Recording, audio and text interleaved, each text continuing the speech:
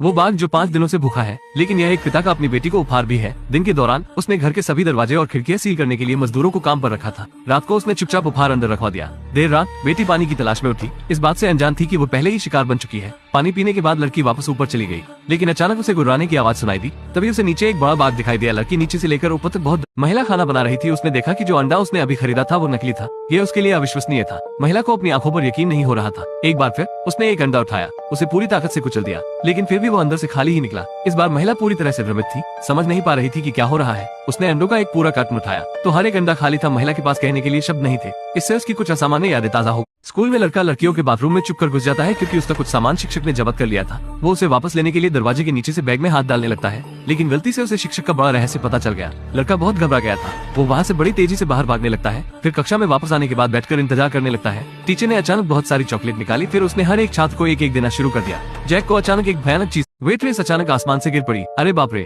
यहाँ क्या हो रहा है? ये देखकर आसपास के लोगों के होश उड़ गए, लेकिन छत बिल्कुल सही सलामत थी। क्या ऐसा संभव है कि वो दूसरी दुनिया से आई हो? पुलिस घटनास्थल पर पहुंच जाती है। घटनास्थल की सावधानी पूर्वक जांच करने के बाद उन्हें वेट्रेस के बगल में लोहे का एक टुकड़ा मिला। यह अजीब तरह से उड़ रहा था। लोहे के इस टुकड़े का पता लगाने के लिए वे उसका विश्लेषण करने के लिए तकनीकी विशेषज्ञ को बुलाते हैं। उन्हें इस बात का एहसास नहीं। छोटा 2 साल का लड़का माता पिता के बिना पूरे दिन से जंगल में घूम रहा है।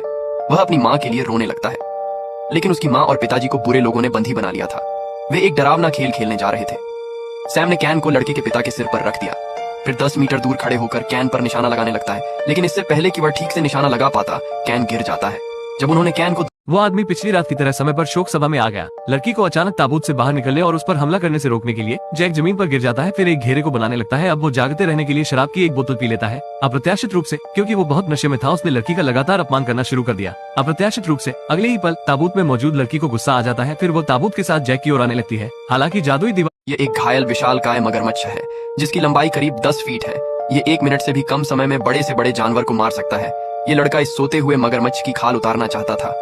लड़का धीरे धीरे मगरमच्छ के करीब आ रहा था, लेकिन तभी लड़का अपना संतुलन खो देता है और वहीं गिर जाता है। इस शोर की आवाज से सोया हुआ विशालकाय मगरमच्छ जाग जाता है और लड़के को